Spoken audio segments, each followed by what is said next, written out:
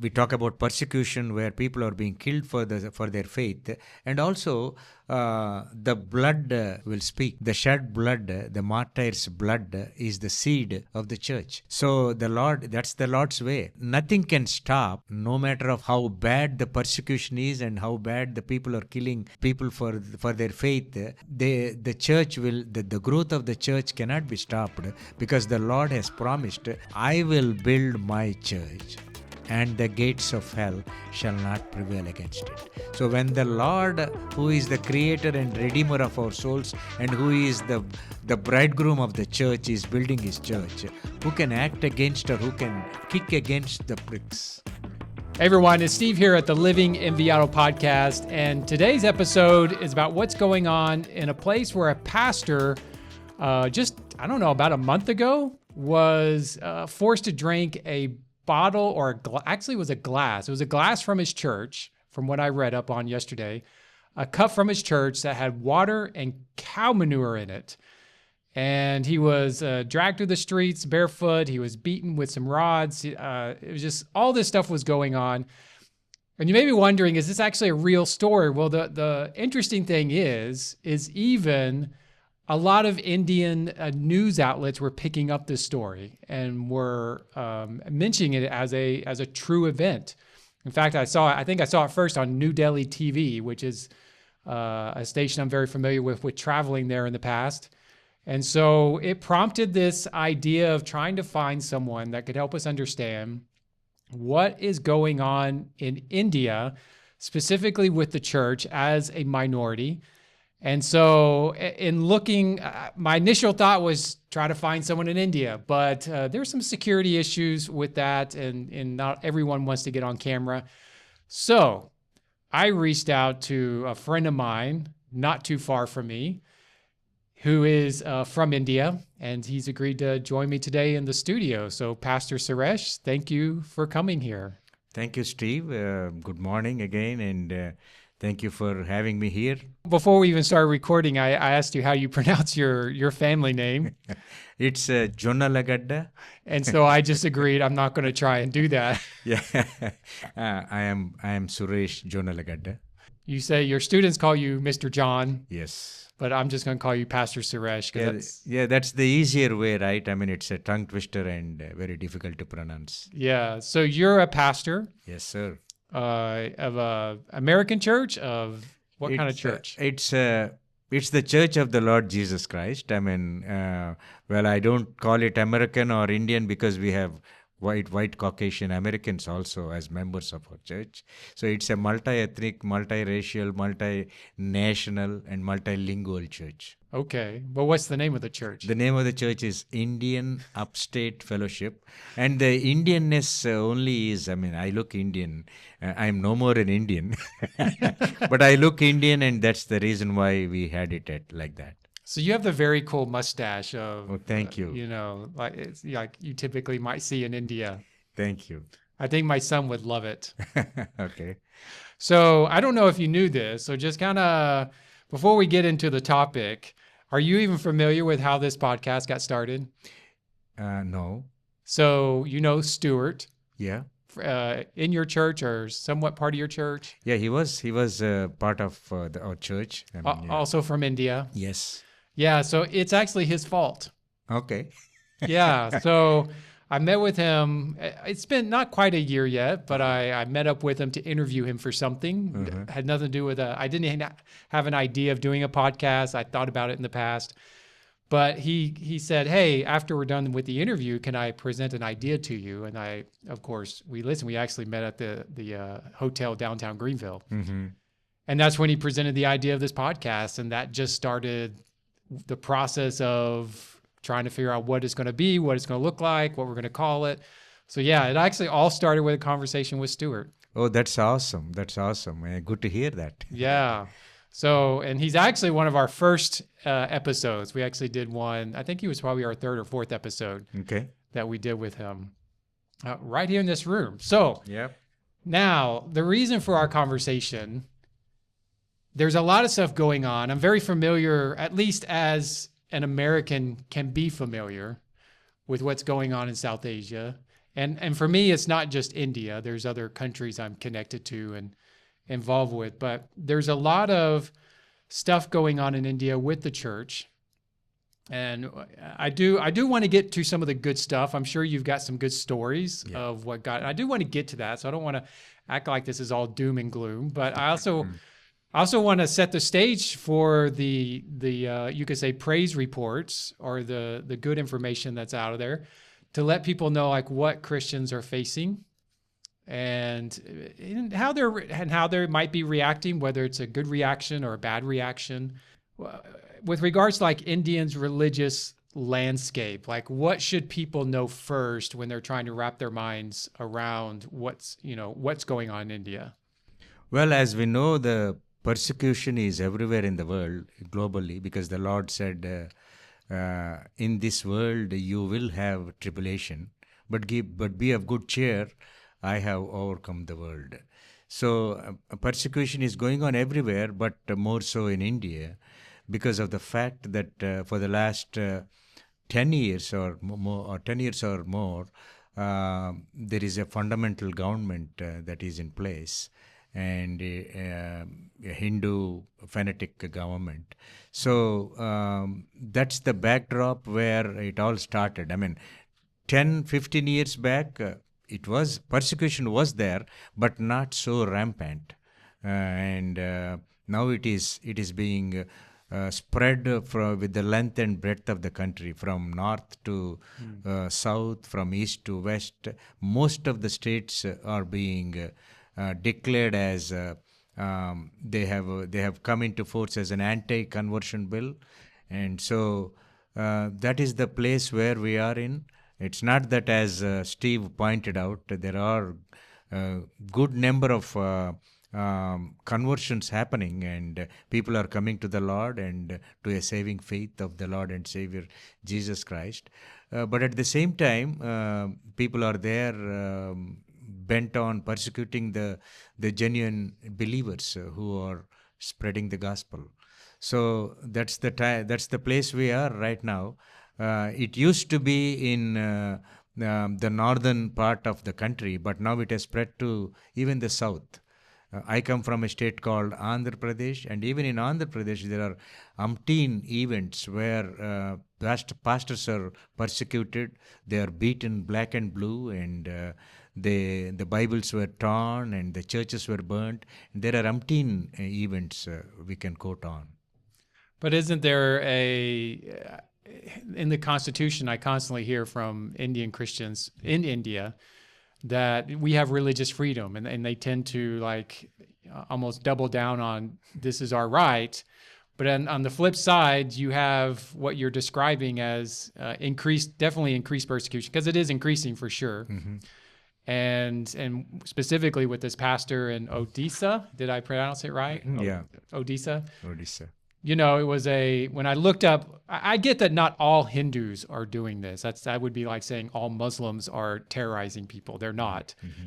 But it is what would be considered, according to the news reports, a right-wing Hindu radical youth organization. Exactly. Oh, this is called RSS, Rashtriya Swayam Sevak Sangh, where they are trained, indoctrinated even from their childhood to be antagonistic to the other religions apart from Hinduism. So they are like an army going against mostly Christians and Muslims, and they consider Christians and Muslims as foreigners in a country called India. So that's what is happening in India. So you mentioned about the Hindu right-wing government. So the Prime Minister of the country is an out-and-out grassroots RSS worker. So he is being influenced by Hitler's thing, and Nazi thing. And so he is against Christians and Muslims. And of course, the politically they use it as a religious card to save their seat. But then again, his psyche and his personality is, he's built upon that Hindu faith. That's why we see a lot of people being instigated by this Hindu fanatic organization called RSS, and they're against, hell bent on persecuting the Christians. So do they not care about the Constitution? Well, on paper, India is a secular democratic country, and in fact, India is the largest democratic country in the world, and United States of America is the second largest democratic country in the world as far as the population is concerned. On paper, it's a secular country, but practically speaking, it's no more a secular country. And the agenda of the government is to make India as a Hindu republic, like Islamic Republic of Pakistan. So they, and I'm glad you pointed out earlier, because I want to be fair on all sides, that they are not just persecuting Christians. They are persecuting Muslims as well. You are absolutely right. I mean, that was like when I lived in China, they'd always say, well, China's they're out to persecute Christians, and they completely ignore everyone else. Yep. When in reality, for them, if you weren't aligned with the Communist Party of China, you were to some degree an enemy, or at least fair game to persecute if they didn't like what you said. So, an equal opportunity persecutor, I guess. Yeah. So, and I would say as Christians, we should be just as angry no matter who it is that's being oppressed. Yep. And the flip side is if Hindus are being oppressed in another country, we should be upset about that. Absolutely, absolutely. And in fact, when you look at the United States of America, which is a democratic country, but they are freely allowing the other faith people to have their temples, to have mosques and all that.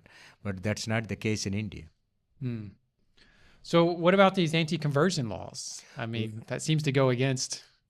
Well, anti-conversion laws is just like a fake thing. Like, it's like a disguised thing to curb the conversions. But at the backdrop, it is about forceful conversions, and they use the card like Christians are using people, luring people by giving them some sops or by giving them some benefits, like giving them fees to their children, or providing them with food and all that, providing them with medical facilities and all that. So that is the card that the Hindus use, that the Christians are using to forcefully convert the Hindus into the Christian faith. I guess my big question is, what are they so afraid of? I mean, if they truly believe they have freedom to decide what they want, or do they think people, and I don't mean to say this kind of in a derogatory way, do they think the people converting are just that they just don't have enough brain power to make a decision for themselves? No, technically, we all know as believers, we know that nobody can forcefully convert another person to a different faith. But that's the trick, or that's the card they use to curb salvations, to curb Christian activity. No one can convert anybody So without they freely exercising their free will and exercising their faith. But that's what they use. So I'm trying to prevent people from being forced into whether Christianity or Islam or something. Yeah. They're forcing people to stay where they're at. Exactly. To stay in their lane and not think for themselves. Exactly. And they are also doing a thing called ghar wapasi. Ghar wapasi is a term they coined, like come back home. You remember Luke's Gospel chapter 15 talks about the prodigal son. He comes back home. So that's the idea they use for the people who have been converted or who have accepted the Lord from the Hindu faith to the Christian faith. They woo them back into the Hindu faith, and that they call it ghar wapasi. So come back home to our original Hindu faith. So what would that say about the court system? Are they a meaningful system to protect Christians? Yeah, when you go to the court, the judiciary is very good. I mean, like recently I heard about a case where some people filed a case against a pastor telling that he is forcefully converting and all that. And the court has issued an order saying that Tom, Dick, and Harry cannot put an allegation on anybody. Only the people who are from the family of the one who has been converted are the people who can go and then file a case against anybody. So I've always found this interesting about India is you do have this persecution side that's going on and really some hypocrisy as it relates to the Constitution.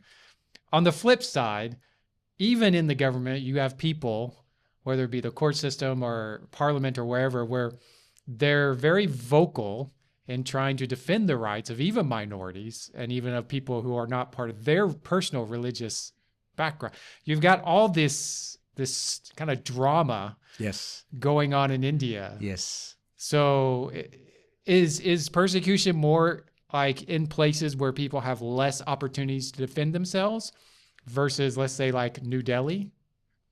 Well, it's everywhere. I mean, it's not only, we cannot isolate New Delhi, or we cannot zero in on New Delhi, but it's everywhere. I mean, earlier it used to be in the northern part of India, but now it has spread to the south and to the nook and cranny. Everywhere pastors are being persecuted. I mean, though on a different level, but persecution is there everywhere in India. So you were telling me before, just kind of veer kind of a different direction just for a moment. You were telling me about a friend you had that just messaged you. Mm-hmm.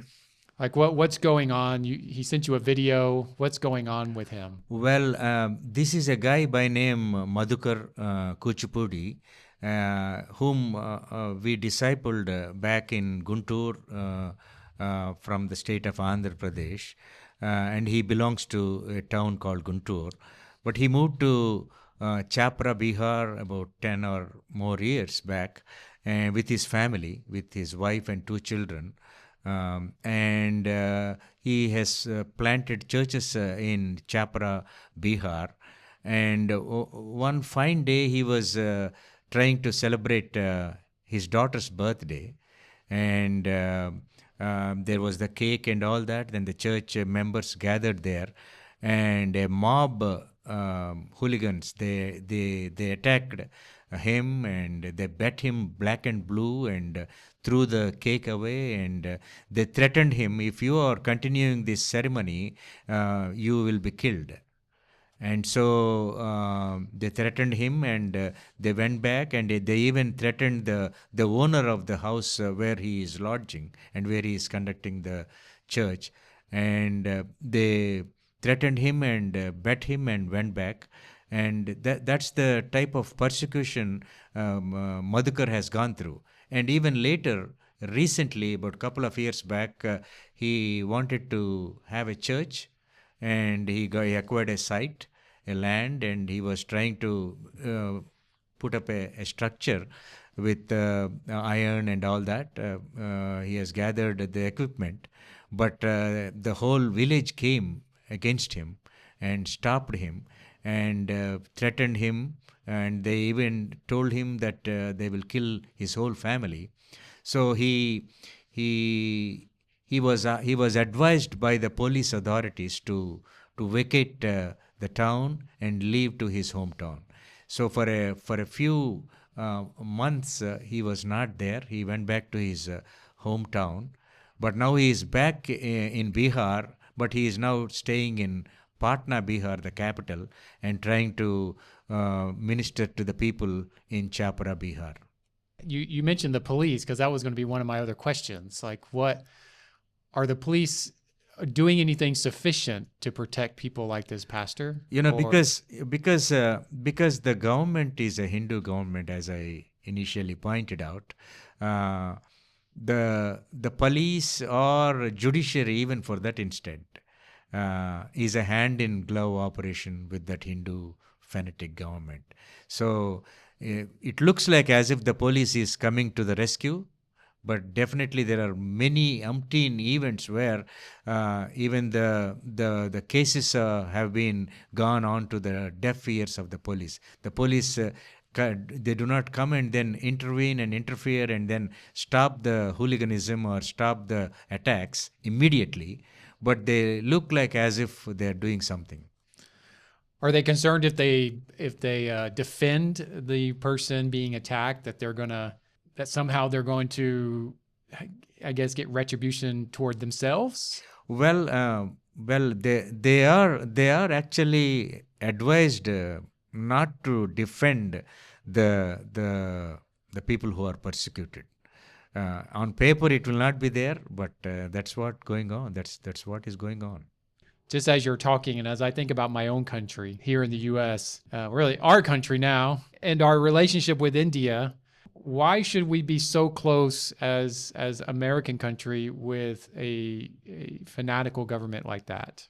You are absolutely right. You are absolutely right, and I do support the way things are going on right now. You nailed it.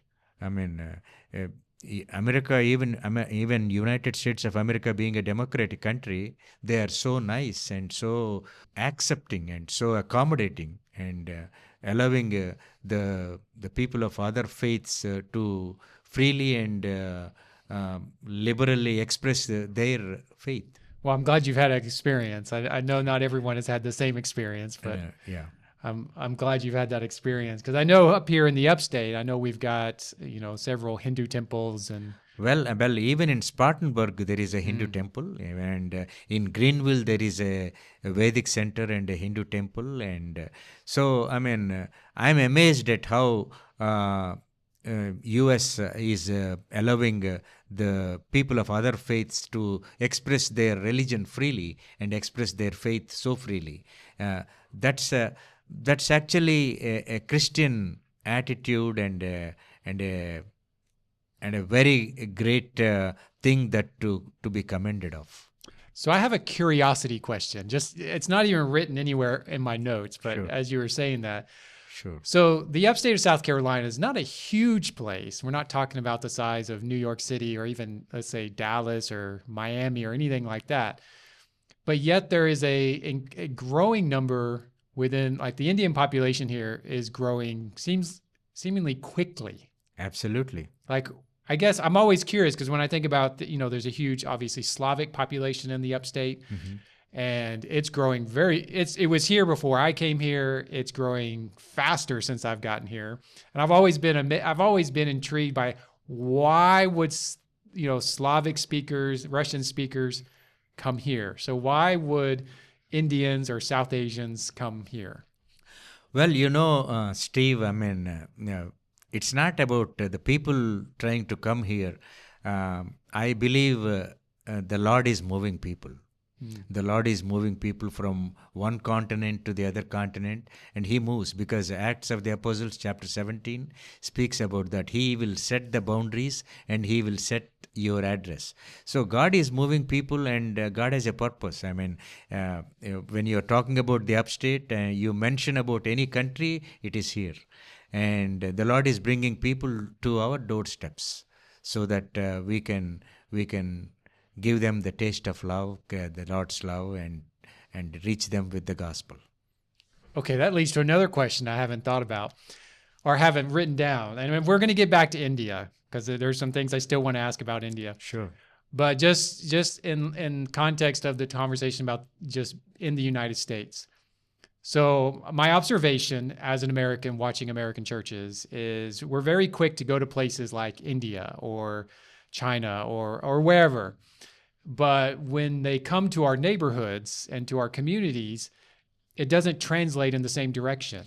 It's like, well, okay, our church has a partnership, let's say, in context of this conversation in India, but we're not doing anything to serve the Indian community where we live. Do you have any thoughts on why that's the way it is? Well, that's a very good question, Steve. I mean, I'm really happy you raised that question. Well, the Lord said in Acts of the Apostles chapter 1 verse 8, when the Holy Spirit comes on you, when the power comes on you, you shall be my witnesses in Jerusalem, in Judea, in Samaria, and even to the uttermost parts of the earth. So the Lord wants us as his disciples to be his witnesses in the place where he has already kept us. Like it has to start from our Jerusalem, maybe our own city, our family, our relatives, our own kith and kin. It has to start from our evangelism. Our evangelistic efforts have to start from our own surroundings. So my $1,000,000 question is, if a person is not being concerned about his neighbor who is living next door, whether he is an Indian or a Yugoslavian or a Russian or whoever it is, I mean, why will God send him to across the seas to spread his good word? For me personally, I take that verse very seriously. And you have to be his witnesses where he has kept us.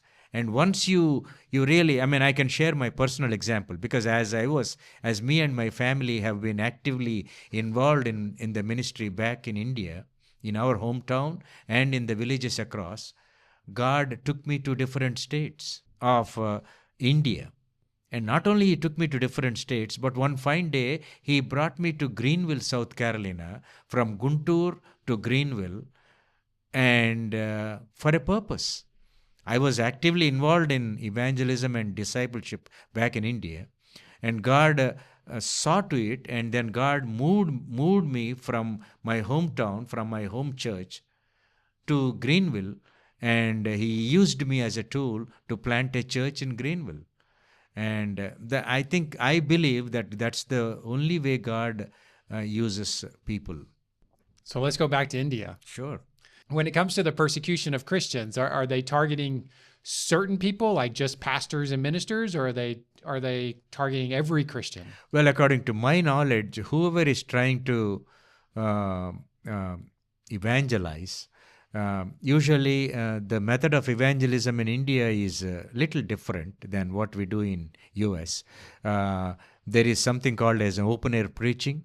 Like people go on to the villages, or people stand at the corner of the streets, and they have a hand mic, and then they start sharing the gospel through the mic to the gathered people there, to the crowd. So those are the issues, or those are the events where the mobs can easily come and then attack the people who are trying to evangelize. You know, your answer reminded me of David Platt. Mm-hmm. If you're familiar with him. Yeah.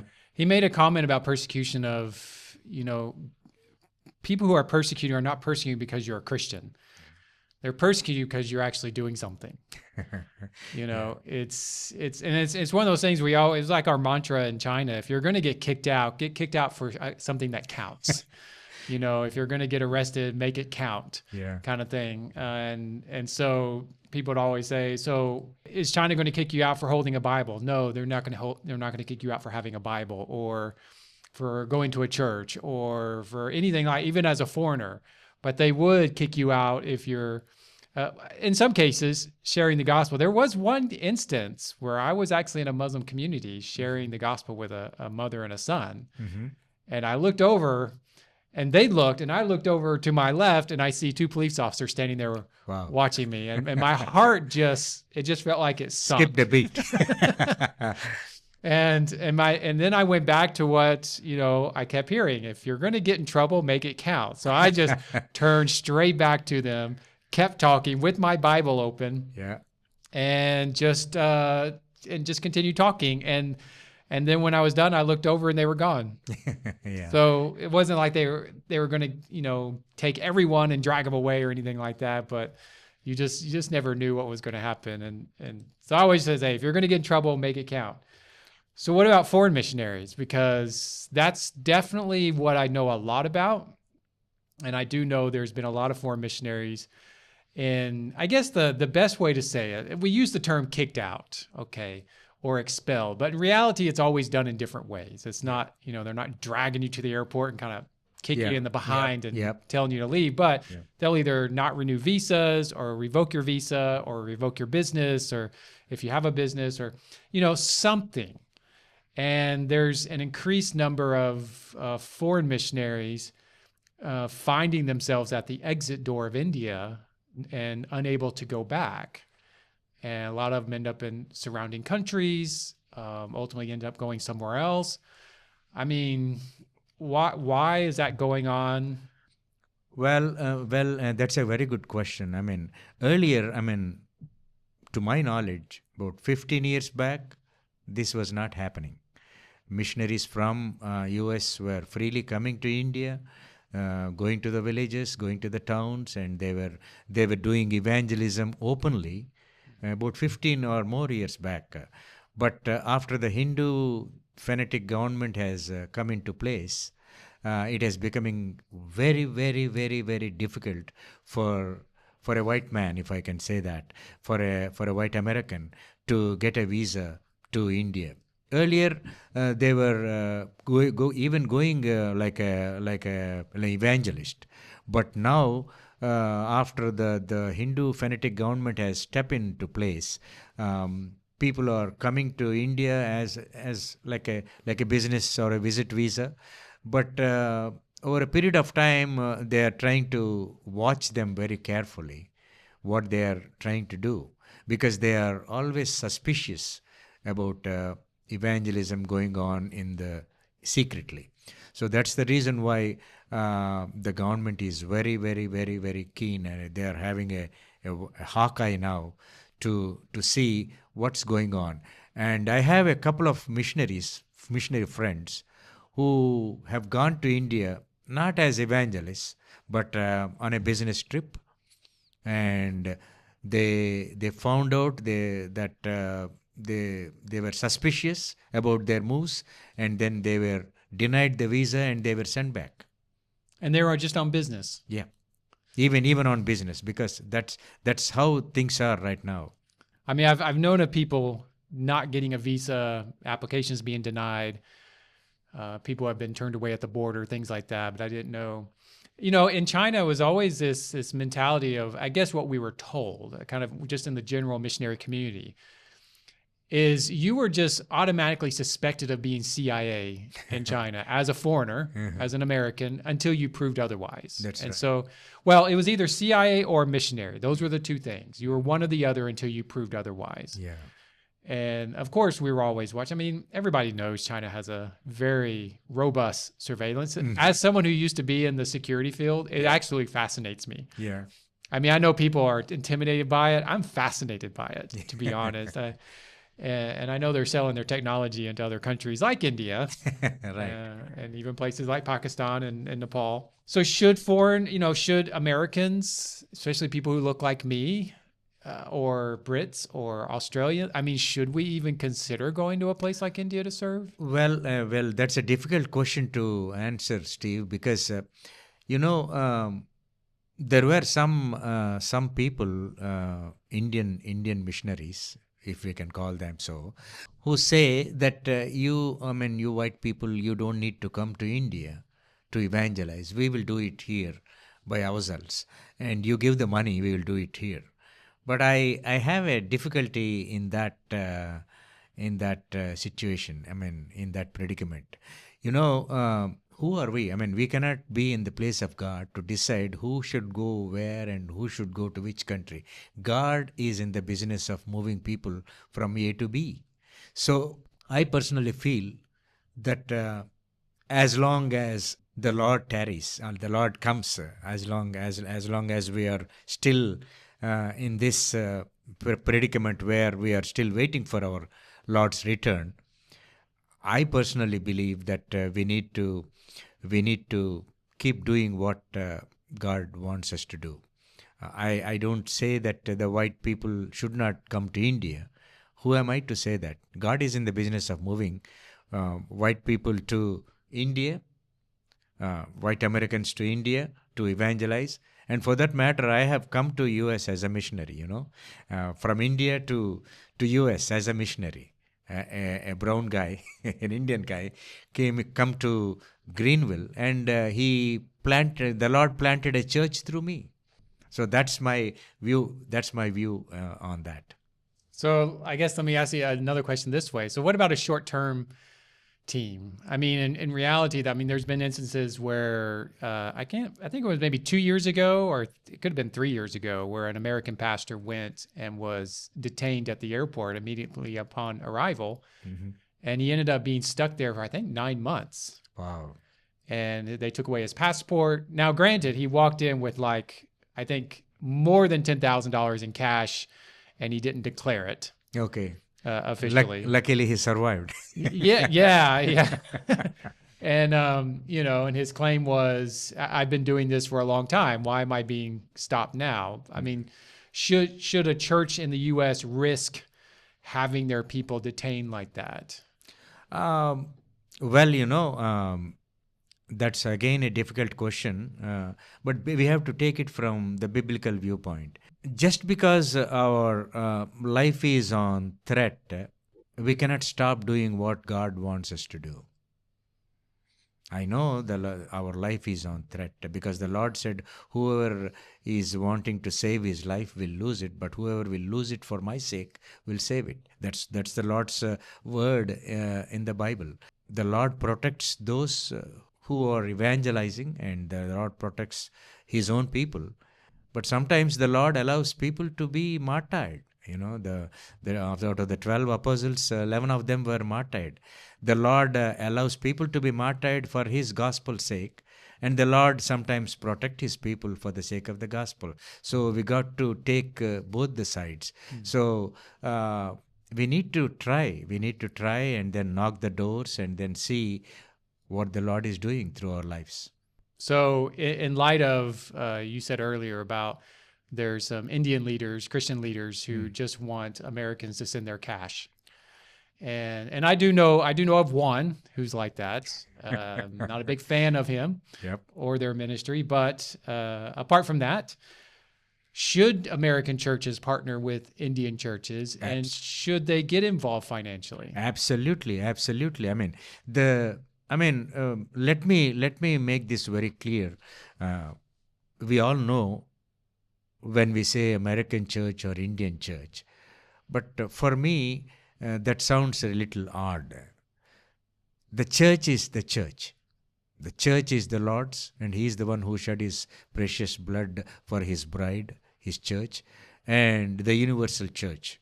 Definitely, if we can call the church American church, and if we can call the church Indian church, everyone has to support everyone. The American church has to support the Indian church, and the Indian church has to support the American church, because we are all part of the same body. So let me rephrase my words I'm saying. So the church in India. Okay. Because I do agree with you on that. Yes. So the church in India, and I'm just using an example because I could apply this to Syria, Jordan, and lots of places. Sure. Because there is a habit, and I actually talked to Stuart about that way back, and I think it was an episode I didn't air because something happened to us. Okay. I don't even remember what happened, but it was we were talking about sending funds, because when we send funds to a foreign country, outside of our home country, and it's difficult to know, are they actually using the money the way they said they're going to use it? Well, that's a $1 million question, Steve. I mean, I'm very happy you raised it. We got to be good stewards of the money, the resources that God has placed in our hands. There are many peddlers of the word. I say peddlers of the word, whose belly is their God. And so most of the, I'm not saying every dollar is not used properly, but most of the money that is going from the Church of America to the church in India is being misused. It is being misused? Yes, it is being misused by the people who are receiving it. Maybe he's a pastor or a missionary or whoever, Indian missionary or Indian evangelist, whoever is at the helm of affairs. Because when we support somebody, we got to make sure who is being supported and who is, whether he is a genuine guy sold out for the gospel and being used by the Lord. So those are very rare cases, according to my knowledge, where the money is being used properly for the reason for which it has been sent. I mean, I hate to say it this way, but I'm actually glad you brought that up because I get people periodically on a regular basis who come to me and say, this person's asking for money. What should I do? Mm-hmm. My initial response is always, you don't give it. Mm-hmm. Because do you know them? Yeah. You know, I ask them, do you know them? I mean, Yeah. how well do you know their accounting system? I mean, Mm-hmm. I know for the organization I'm with, we have a whole process set up in place before we even get money involved. And then there's a process of how money's involved. Then there's a process of accountability of money that's being used. And then there's a requirement of how they're even raising money locally, Yep. like proof that they're raising. And we have a guy who's South Asian, not Indian, but South Asian, who actually will travel to these places, and he goes in and looks at how they're managing funds, how they're accounting and documenting and everything to make sure that it can be proven. Because I did have, and I'll agree, there definitely are some people that are, you know, they have integrity, and I believe some of them are actually doing what they say they're there to do. Absolutely. It's definitely not everyone's Sure. misrepresenting. Sure. But, you know, there is a mindset that because, you know, like myself from America, that somehow we have this whole bank account set aside that's just waiting for someone to call and ask. And that's just not reality, especially when you look at cost of living here and how it's changed, especially in the last 5 years, how cost of living has dramatically changed. But I also get the desperation that some of them feel. Yeah. You know, they have it for their families and their ministries. Yeah. Well, the very point of the very word, the term the Hindus use, rice Christians. This has come up with the money that America is sending to India or something like that. So I personally believe that the church must support the ministry of the church locally. There's nothing wrong in somebody coming alongside and supporting, but the bottom line is the church at large, the church in India, has to be supported by the Indians more than the funds coming from outside. Whenever funds are coming from outside, there is scope for mishandling, there is scope for pilfering, there is scope for peddling. All these things will come into play. But what I believe personally is finance or money is the last criteria, the last thing that a Christian needs to evangelize. Definitely we do need money. Without money nothing will happen. But when I was actually ordained in US by Brusher Creek Baptist Church in Greenville, before my ordination, I was asked, the ordination council, there were so many people, about 10 to 15 people sitting there asking me, interviewing me and my wife. And the last question they asked was, what would be the biggest hurdle for you in the ministry, whether here or anywhere? Well, without winking an eyelid, I said, I am the problem. I am the hurdle for the gospel to be spread out. I will be the hurdle because if God is calling me for His work, I definitely believe the statement given by Hudson Taylor: God's work done in God's way will never lack God's support and God's finances. So if God calls me for ministry and ordains me for ministry, He will provide the needed money and the needed funds. But money is the last thing that we need to evangelize. So let me ask you some kind of follow-up questions with that. So when I'm in places like India, and because I'm very passionate about, hey, if being a full-time pastor or missionary isn't feeding your family, then you also need to look at how you're going to take care of your family, because someone who doesn't take care of their family is worse than an unbeliever. Yes. But I also get at the same time a lot of resistance saying, no, God's called me to do this ministry, and it would be wrong for me to go and get a job or start a small business or something. I mean, why are they resistant to that, and should they be more open to that? Well, I definitely agree to that question, and I'm very happy you raised that question. Um, well, in the Bible, both the things are mentioned. Like, for example, there is something called as a tent making ministry. The same word is not being used in the Bible, but the word the tent making ministry, the word has come from the fact that Paul, the greatest apostle who ever lived, he was actually laboring with his hands. And he was a tent mender. He was not a tent maker. He was a tent mender. He was mending tents and stitching the torn tents. And he is making some money, like his disciples Aquila and Priscilla, and feeding for his own, making money for his own subsistence, for his own survival, and then laboring with his own hands and doing the ministry of the Lord. So that is the Pauline ministry. That is there. And also the Bible also speaks about a worker is fit for his wages. And the one who is sharing you the word is fit for double honor and double respect. And he need to be given the goodies of what you have been enjoying. So both the things are there. But for me, I am right now a bivocational, if we can call that bivocational. I pastor, I shepherd the church that God has planted in Greenville, Indian Upstate Fellowship, and I also work for my work. As I already shared, I did so many things. I worked in a warehouse. I worked in automobile company as a normal assembly line worker.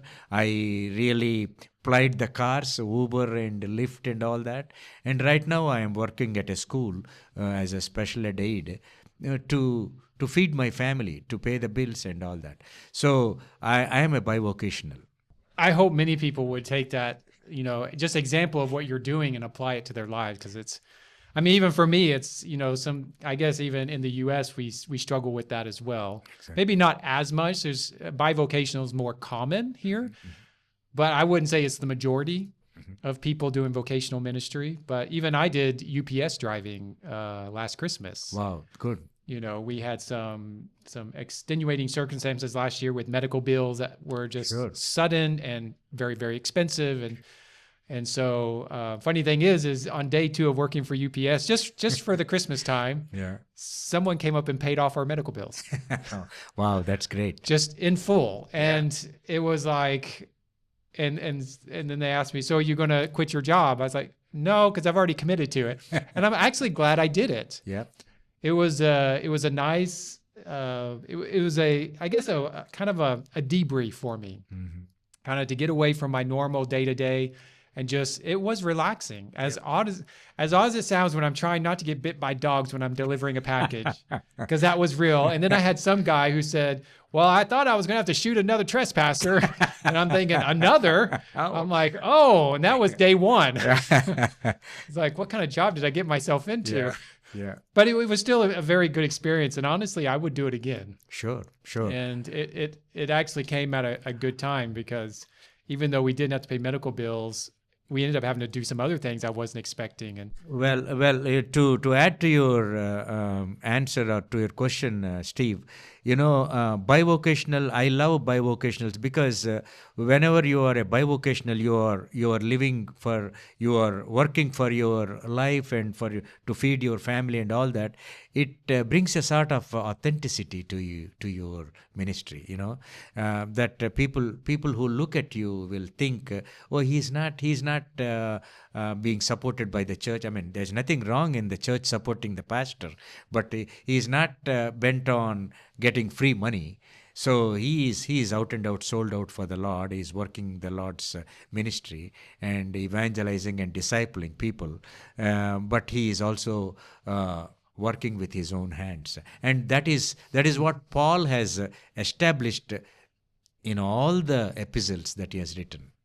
And it keeps you connected with the lost. I mean, it had an effect on me of just reminding myself of what Christians in the workplace, the secular workplace, experience day to day. Absolutely, absolutely. For example, as I was working in the warehouse, I have shared the gospel to hundreds of people, my colleagues, my co-workers, and the people whom the Lord brings you into contact with. And even driving Uber and Lyft, any passenger gets into my car, I mean, he will not get down. They were in trouble if they were there. And I will quote one instance. I was driving one guy in Greenville, and I was sharing the gospel. He was sitting. I mean, we are not supposed to share the gospel as Lyft drivers or Uber drivers. We are not supposed to talk about faith or religion. But I cannot help it, right?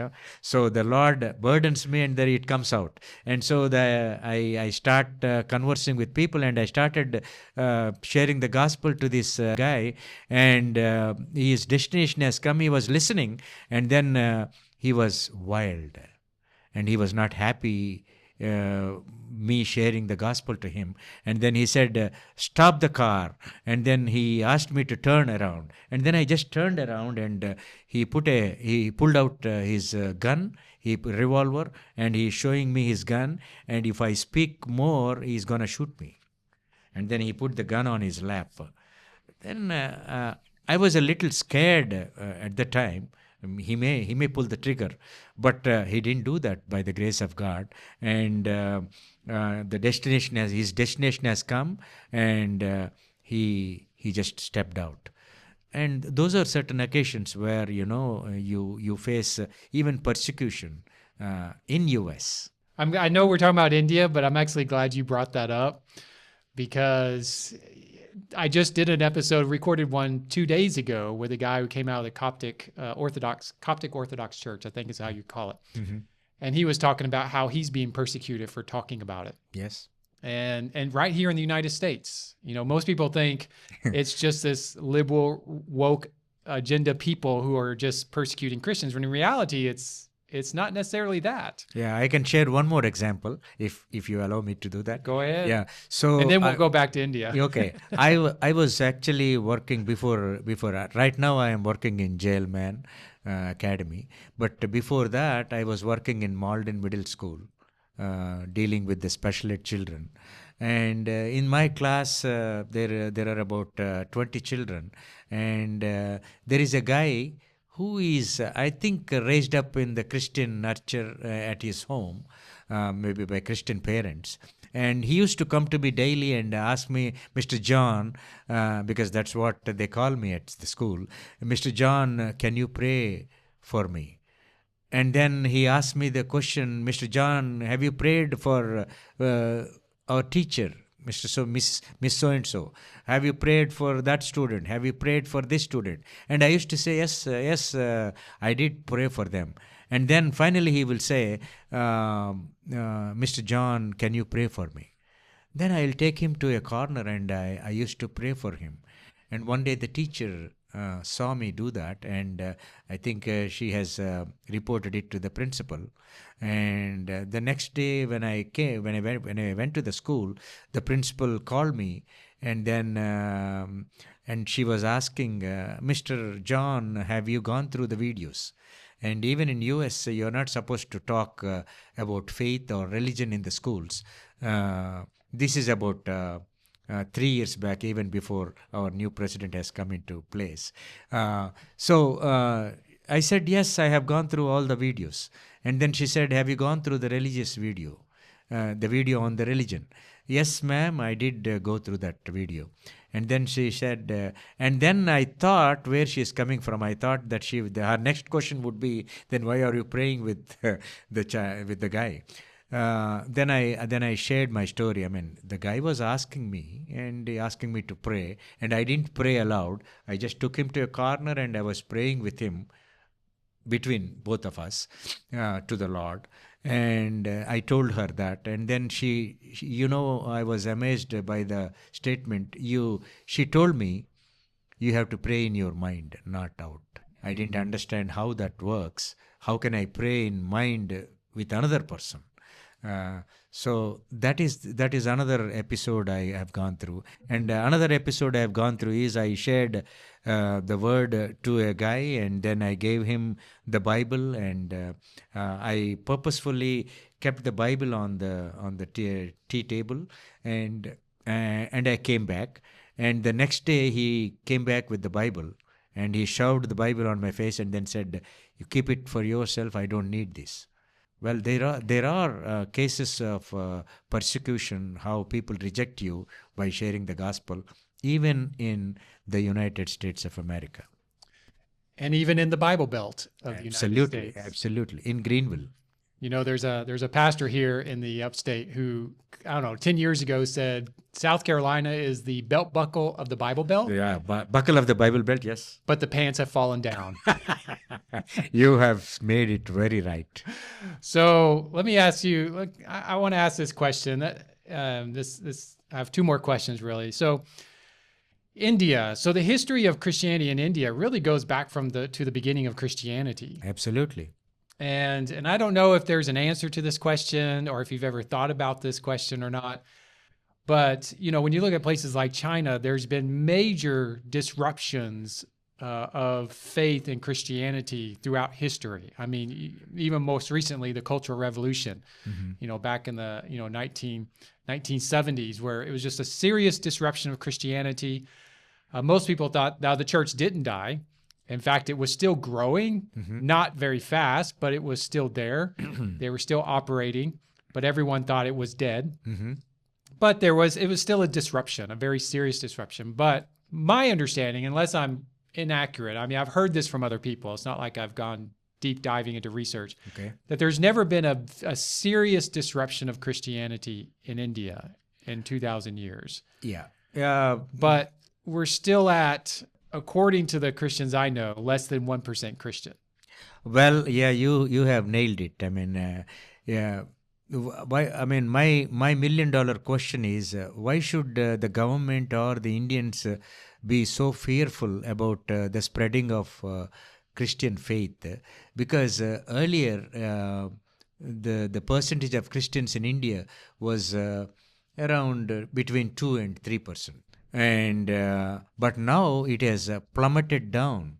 It has come actually now the percentage of Christians on paper has come down actually, and there is no reason for the Hindu government or the Hindu people to be fearful about the spreading of Christian faith or forceful conversions and all that. But in fact, Indians use a card that Christianity has come to India. Christianity was brought to India by the Britishers and the Americans and the Germans and blah blah blah. But to speak the truth, they willfully, they volitionally ignore the fact that Christianity came to India 2,000 years back. It's not recently, whether when the British ruled the India or by the American missionaries or by the German missionaries, but the Christian faith has come to India way back 2,000 years back, when the first disciple of the Lord Jesus Christ, Saint Thomas, he came to India in the first century, and he evangelized parts of Kerala and also the parts of Tamil Nadu. And he walked and evangelized the people there. And finally, at the fag end of his life, as he was praying on a mountain, somebody pierced him from the back and killed him. He was martyred. Thomas, Saint Thomas, the direct disciple of the Lord, who doubted. We always call him by the favorite word, doubting Thomas, and he was actually martyred by the Hindu fanatics on the mount, and now it is that mountain is still there, and it is on the